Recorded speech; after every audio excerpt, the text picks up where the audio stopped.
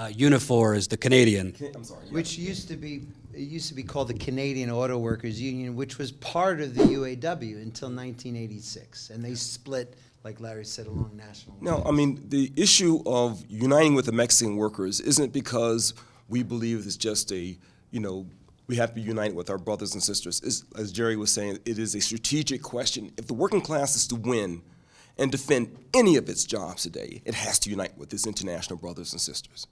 Because the companies today can easily move production any other location, and they'll try to use workers against each other. It's similar to what happened in the 1930s by Henry Ford when he brought in black workers from the South into the plants in Rouge and so forth. They tried to use the black workers against the white workers to keep the workers from uniting and having a union. And it was the socialists who were able to fight and unite the working class to understand, black and white workers, that this is a unified struggle. We have to stand together in opposition in order for us to have that right. And that was the hardest company to unionize. Ford was only unionized in 1940, 3 years after the General Motors location, because of that strategy of the divide and conquer. So we're saying to the workers now, look, many of the plants that are out on strike in Mexico are actually affecting plants right here in Detroit and throughout the country. It's the same companies. And as a matter of fact, many international companies are involved in Mexico. So this issue of the unification of the working class is extremely important and strategic. Without that, we cannot win, in fact, and defend the rights for any section of the working class.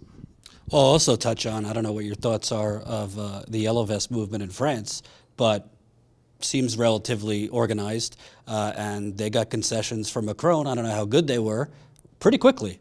But they were willing to actually shut things down and be a little bit more disruptive. What are your thoughts on what's going on there in relation to the things we're talking about? Well, the most significant reason why that struggle has had any sustaining power is that it's been independent of the unions. The CGT and the other unions have tried to sort of co-opt it, and the workers have resisted it. The unions are equally as discredited in France as they are in the United States. Now, Macron didn't make any real concessions to the workers. In fact, he's been sending his riot police week after these workers. But increasingly, we're seeing rebellions against these old pro-capitalist and nationalist organizations, and that's the tendency which is emerging. What has to be done, however, is that there has to be a conscious leadership developed to link together workers, first of all, throughout France and throughout all of Europe.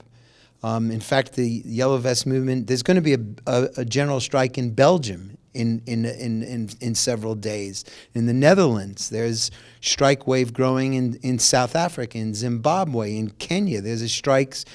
There was just a general strike, one of the largest, 200 million workers in India.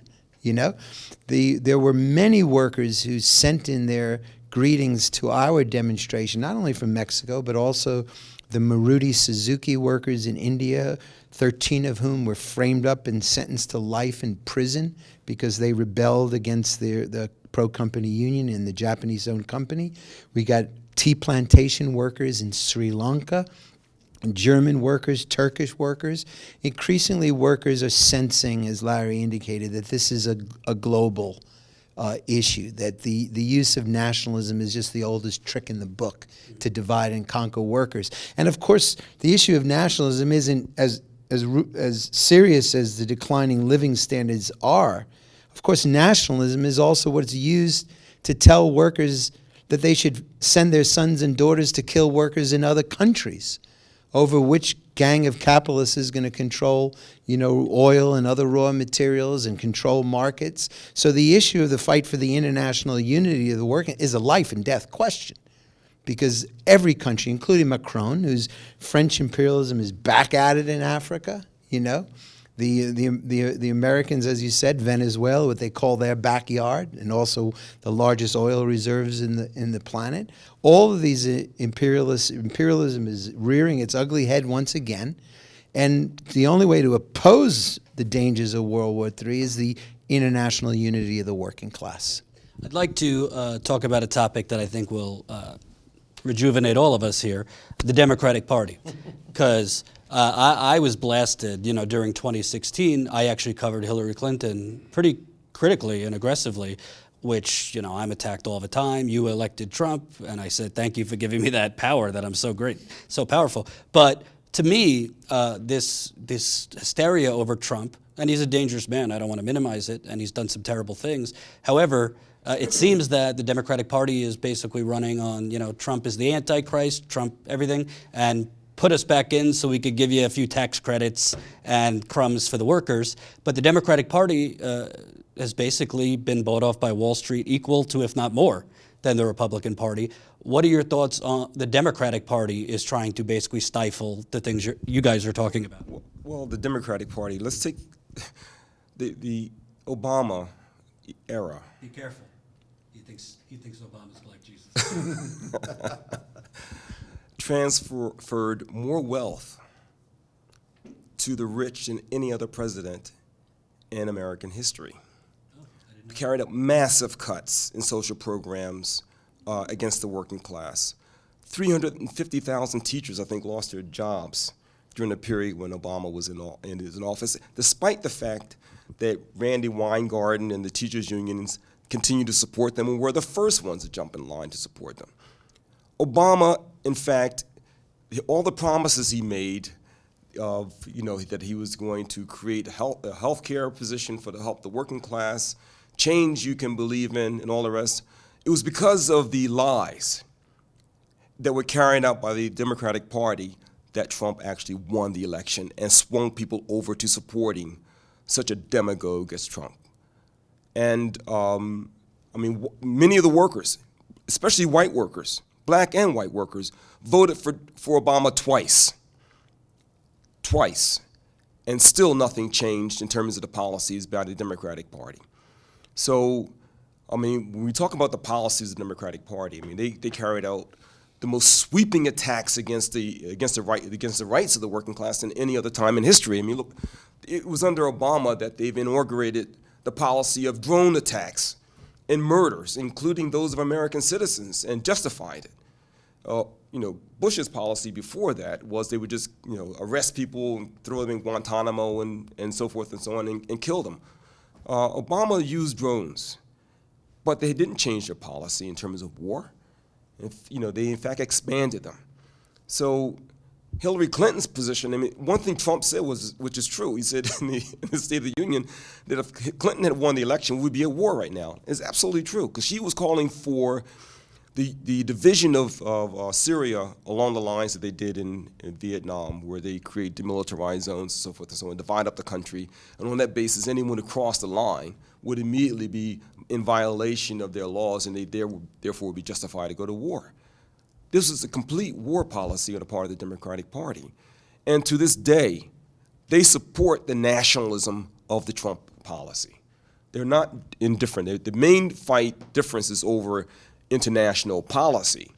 The Democrats are they would like to go to war against Russia in particular first, whereas Trump has chosen China as being his main competitor. And in terms of the differences and so forth. And the Democratic Party has the closest relationships to the military than any other, than the Republican Party, as well as to Wall Street. So how is that a party that's going to defend the interests of the working class, and what has it actually shown that it's prepared to do over the last 10 years? Well, I will just point out, and it is, you're not going to hear from me, let me be fair to Hillary Clinton, because I agree with you. That was one of the reasons I said I personally can't vote for her. I didn't vote for Trump either. But, Trump has only doubled down on this drone program. We're still, we're still helping Saudi Arabia and Yemen. We're still bombing, 7 or 8 countries. So Trump's pretty down with the war too. It's just he hasn't started a new ground war. Yeah, and of course lifting the ban on expansion of nuclear weapons and so forth. Look, Trump is he's a billionaire. Of course, he was a former Democrat as well. Good friend of the Clintons, by the way. Actually changed parties. Yeah. But look, he has a strategy. Him and Bannon and others and Miller, they would like to build a fascistic movement. They tell workers that the cause of their social dislocation and their social concerns is because of Mexicans robbing the wealth, and the United States must be great again. And of course the vicious attacks on immigrant workers, massive tax cuts to the rich, more and more sort of authoritarian measures. But one thing must be said about the Democratic Party. What other party in the world could be so rotten and so pro-big business, so militarist, that Trump could palm himself off as a representative of working people and a peacemaker? I mean, only the Democrats could do that. I always say, because I still need therapy, but I covered about 30 to 40 Trump rallies, a lot of them in Michigan, Wisconsin, Pennsylvania. I mean, he had them at NAFTA. As soon as he was ranting about NAFTA, they were buying it hook. I don't blame them, based on what's happened in the Midwest. So it seems that Trump understood the anger where the Democratic Party is kind of, it's kind of the Democratic Party with black people. They say, well, what else are you going to do? You're going to go to the Republican Party? Well, the Democratic Party is utilizing identity politics now, and they are, in fact, turning in that direction even more so in the last period. I think it's quite striking, for example, that they chose Stacey Abrams to be their spokesperson after Trump's State of the Union address. Mm-hmm. And she's promoting, of course, herself, but she's promoting especially identity politics, and particularly black capitalism, as being somehow is going to be beneficial to black workers, that you have to have all the different identity groups to come together. And she, in fact, is very conscious that she's opposed to uniting the population on the basis of class. She opposes the concept of working class, and in fact, she blames the workers, for the conditions, even facing so-called, black workers and so forth and so on. We reject this position. There's an interesting article that she wrote in Foreign Affairs, attacking Fukuyama on this question of class warfare. The issues facing the working. Sounds closer to Mitt Romney. Sorry? Said it sounds similar to Mitt Romney. Yeah. Well.